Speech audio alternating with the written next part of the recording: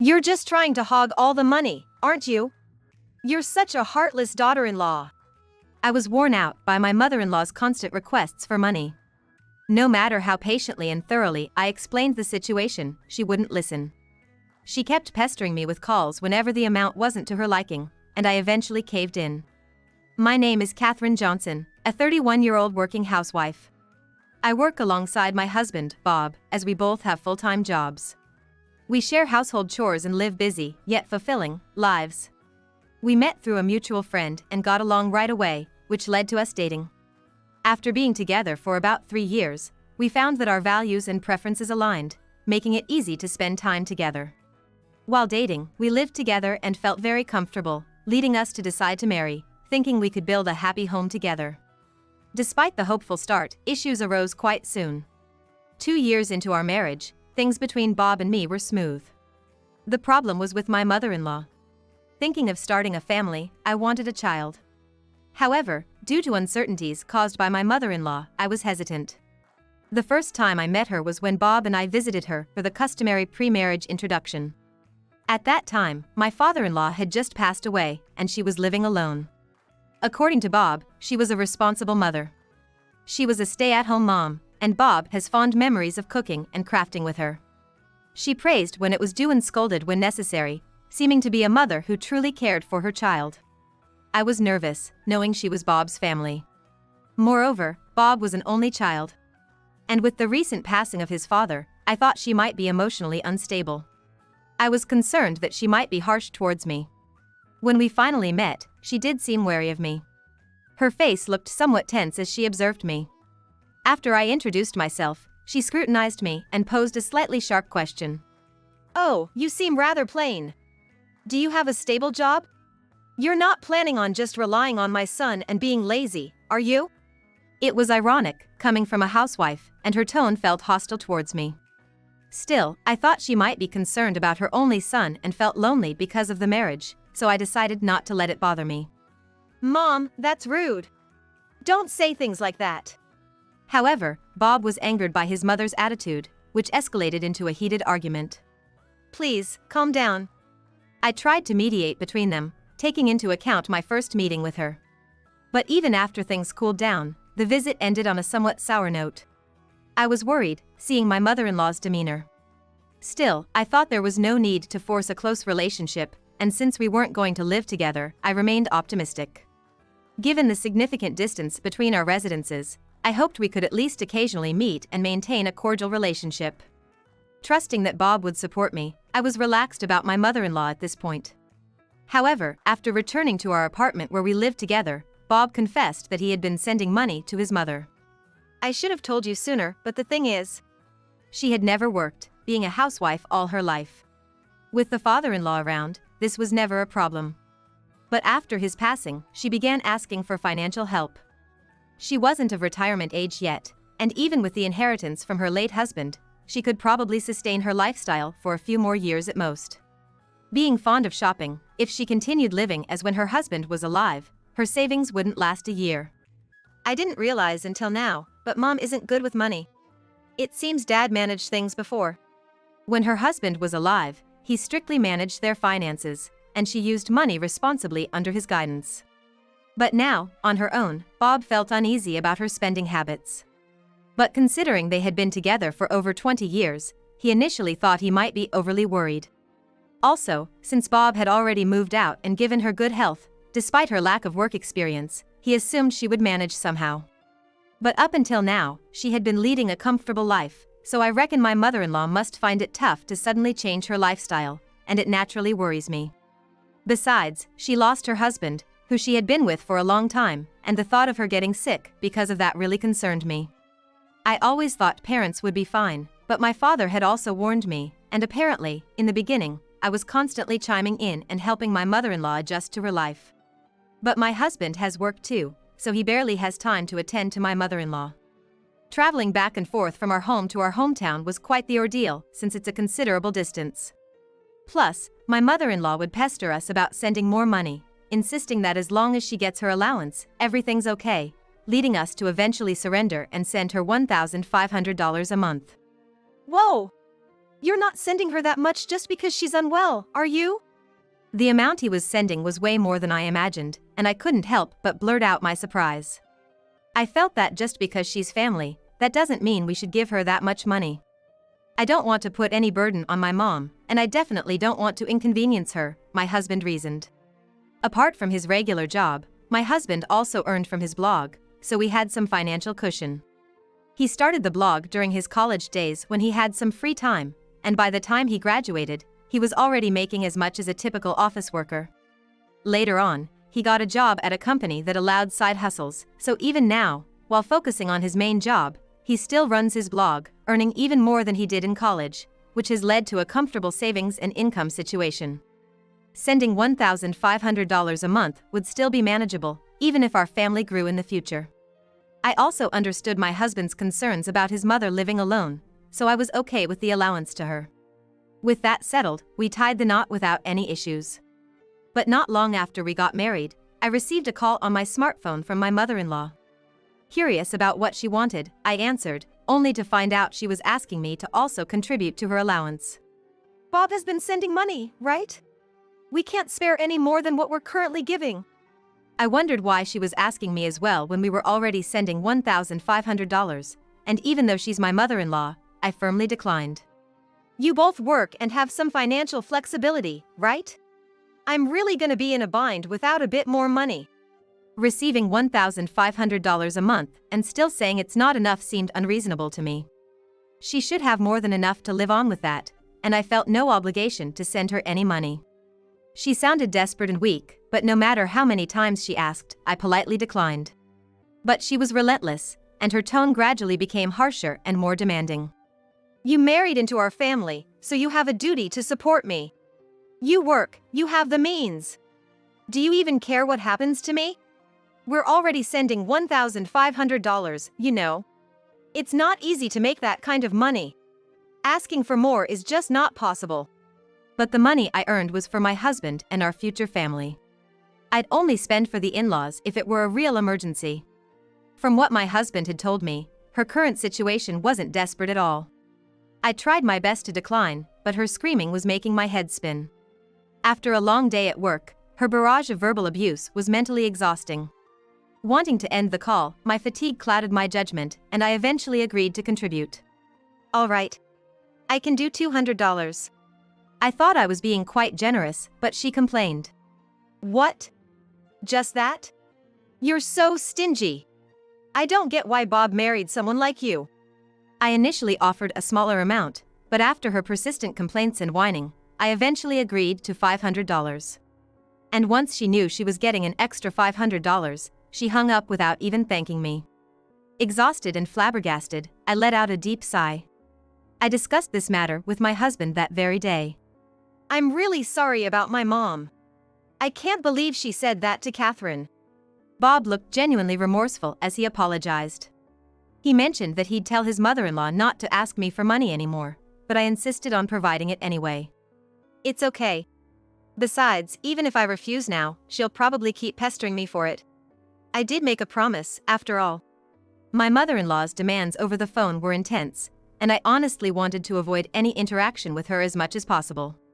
If paying would bring some peace, then so be it. Fortunately, Bob and I had started a blog together while dating, and it was making enough money. Even if we added $500 to the allowance, it wouldn't affect our daily life. I'm sorry for causing trouble. Mom wasn't always like this. Bob apologized again with a weary look, even as I tried to brush it off. Just when I thought the money issue with my mother-in-law had ended, 6 months into our marriage, she contacted us again, wanting more money. She had developed problems with her legs and eyes and now had medical bills. My legs aren't working right, and my eyes need treatment. I can't work, so I need more money from you. At this point, we had become suspicious of her spending habits. But upon visiting her, it became clear she truly needed financial help. Still, she kept insisting on just getting the money from us, which made us uneasy. So, we were planning on taking care of the necessary procedures and transfers, but my mother-in-law strongly objected. I can manage things myself if you just give me the money. So please, increase the amount you send. She then requested a whopping $5,000, which we flatly refused. There's no way your medical and living expenses are that high. If we take care of the necessities, our current contributions should suffice.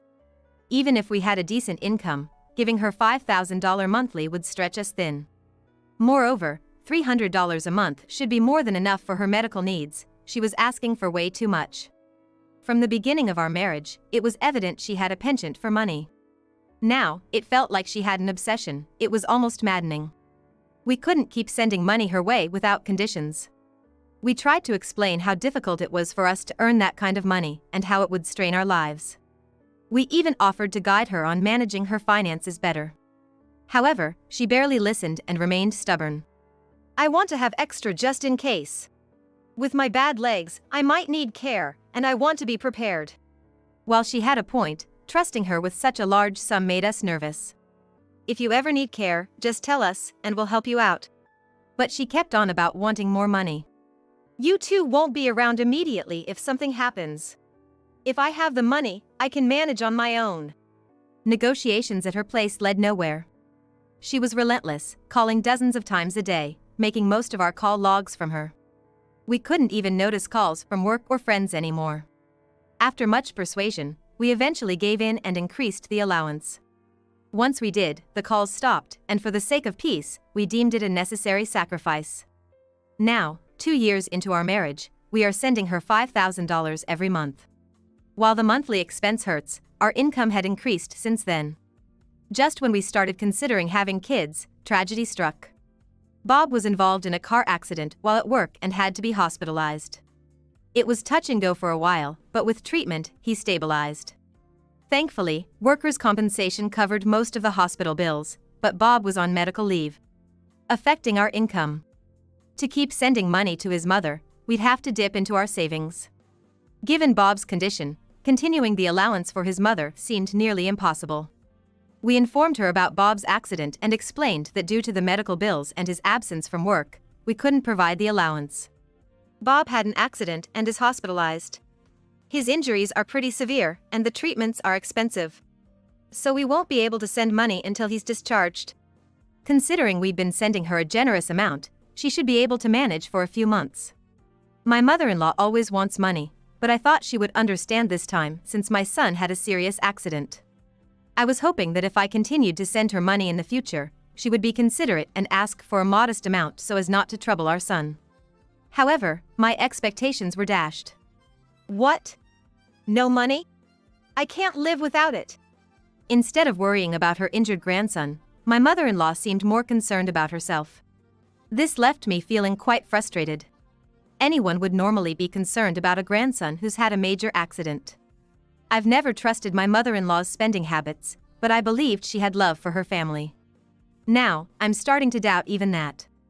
Bob really had a bad accident. He can't work, so there's no income. Plus, the hospital bills are high, so I can't send you $5,000 this time. I tried to explain our situation to her as calmly as possible, but she got hysterical, demanding that I wire her the $5,000 immediately. No matter what I said, she wouldn't listen. Exhausted and dealing with Bob's accident and hospitalization, I decided to just send her the money to avoid further stress. But honestly, my mother-in-law seems to be getting worse every year. I never imagined she wouldn't be concerned about her own son. With the financial strain and concerns about my mother-in-law's behavior, I decided to discuss the matter with Bob once he stabilized. By then, Bob had been in the hospital for a month. He was still immobilized by his injuries, but he could talk to visitors. Even when I told my mother-in-law she could visit, she never did. However, my own parents, who live much farther away, came to visit Bob as soon as they heard. Seeing my parents visit while his own mother didn't made Bob quite sad. I'm really sorry about my mom. I can't believe she's like this. Bob remembered his mother being more considerate in the past, and he seemed deeply disappointed. With the stress from his injuries, he looked even more worn out. Your mom seems to take the money for granted. If this continues, we're really gonna be in a bind. Up until now, I had been patient since she's Bob's mother. But I've reached my limit and voiced my frustrations to Bob. It's not just about the money. Given how she's been acting, I wouldn't want her around our kids, if we ever have any. Seeing my distress, Bob made a determined face and made a suggestion. My mom's behavior is really off. How about we test her? Test her? How? I would normally decline such an idea, but given how much trouble we've had with my mother-in-law, I decided to go along with Bob's plan. Eventually, after 3 months, Bob was discharged from the hospital. We didn't tell my mother-in-law since she never visited during those 3 months. Bob was home but not fully recovered. As we were relaxing, a call came in from my mother-in-law. I figured she was probably calling about the money. Seeing her name on the caller ID, I felt a mix of frustration and dread. But this was the perfect time to execute our plan. Bob and I exchanged glances, nodded, and put the call on speaker. As expected, my mother-in-law's first words were about money. "Hey, where's this month's money? Send it now." To execute our plan, I responded with a heavy tone. "I can't send you money anymore. Your son has passed away." "What?" This was Bob's idea, the playing dead strategy. It's a last resort and quite distasteful, but my mother-in-law's behavior was too much to handle. So, I lied and told her Bob had died. We wanted to gauge her reaction to decide on future financial support. I've given up on expecting anything from my mother-in-law, but Bob still hoped she would care more about her son than the money. Sadly, reality proved otherwise. After a brief silence, she shockingly sounded pleased. "So, him passing away means that I'll get a piece of my son's inheritance, huh?" When I heard he was hospitalized, I looked into the inheritance and found out that I have a share too. "Catherine, I won't let you hog all the inheritance, you know." I couldn't believe that upon hearing about our son's serious injury and hospitalization, the first thing she checked was the inheritance share. Even I was lost for words at my mother-in-law's reaction. It was beyond unexpected. My husband was so shocked by his mother's words, his face became expressionless, looking like a stone mask. We never imagined our mother-in-law would act this way. My husband and I were both taken aback. "You do realize that your child passed away, right? Aren't you sad?" I couldn't help but ask in a shaky voice, but all she seemed to care about was the money. I told her I'd never send her money again and that she won't get a cent from the inheritance, and hung up the phone. "I don't want anything to do with her anymore. I always thought she was my only mother, but I've decided to cut ties with her." My husband murmured that quietly. He had been silently listening to the phone call and had made up his mind to cut ties with his mother. After that, we kept receiving persistent messages from her, but we ignored them all. The messages were always about money and never once mentioned my husband. When your child passes away, isn't the funeral the first thing you'd ask about? I was increasingly baffled by my mother-in-law's way of thinking. She's become completely obsessed with money. If she can't reach us, she'll probably come to our house. We quickly prepared for her possible visit. And sure enough, a few days later, as expected, my mother-in-law showed up. My husband hid in a room, and I confronted her. She never once visited him when he was alive, but as soon as money is involved, she comes running. I was dumbfounded. But I quickly switched gears, pretending to be the grieving wife, and dealt with her. "The moment I open the door, you're here shouting about the inheritance. And you've been ignoring all my calls. What kind of daughter-in-law are you?" She started yelling the moment the door was opened. "Aren't you sad that your son passed away? You never even visited him once." I tried to reason with her as we moved to the living room, putting on a sad face. "Why should I visit? It's not like it would change anything. My livelihood is at stake here. Obviously, money for my future is more important than someone who's already gone." But she was still fixated on the money. "Don't you care about your son?" When we first got married, she seemed to care about my husband. But in response to my question, she insisted that money was more important. "I've heard enough. It's clear that money is more important to you." My husband came out of the room he was hiding in, and she screamed in surprise, thinking he was a ghost. "Why are you alive? Did you lie about being dead?" She was furious at the supposed lie, but we weren't going to take that from her. "To think you could say something like that after hearing your son was dead. I understand now how you think. We won't be sending you any more money, and we're cutting ties with you." My husband had made up his mind. Despite my husband's declaration, she kept making excuses, but his mind was made up. We both looked at her coldly, and she started to get angry. "If you cut ties with me, my debt collectors will come after you. If you don't want that, then just give me the money." What? Debt? My husband didn't seem to know either, and he pressed for an explanation. Turns out, my mother-in-law got addicted to slot machines and racked up debt, naming my husband as the cosigner without his knowledge. We knew she was reckless with money, but never expected she had debt. In a threatening tone, she said to us, "Kids should listen to their parents. If you understand, then give me money." But my husband's stance didn't change, responding calmly, "Even if we give you money, you ain't gonna use it to pay off the debt. Get out of here now." With that, my husband kicked out the raging mother-in-law and locked the door. She caused a commotion outside for about 30 minutes, but then she seemed to give up and left. Afterward, we immediately moved to avoid any more interactions with her. Upon investigating the debt, we found out my husband never agreed to be a cosigner, so he had no obligation to repay. Turns out, right after we got married, when she first contacted me for financial support, she was already squandering money on slot machines. And when she had asked for more money citing medical bills, she already had debt. The extra financial support we gave her wasn't saved or used for repayments, it was spent on slot machines, and her debt just kept increasing. Realizing this, my husband was relieved. He decided to cut ties with her. With our financial support gone and only her debt remaining, she had no choice but to work. Having been a housewife all her life and with her problematic personality and mindset, it seems quite challenging for her to start working. She's now working hard to repay her debt, without even a minute to care about her appearance. Locals know about her recklessness with money and gossip about how she was disowned by her son because of it, making her life quite uncomfortable. After cutting ties, we were still in a position to get updates about her for a while, but after learning everything and completing our move, we blocked her number. Now, we won't have to send her money or be mentally stressed by her constant calls. Moving to a new environment and not having to deal with her brought a sense of relief and removed our anxieties about the future. Maybe it's because the stress from my mother-in-law disappeared, but I soon found out I was pregnant. Now, we look forward to our baby's birth and strive to ensure happiness for our family, living with a bright and hopeful heart.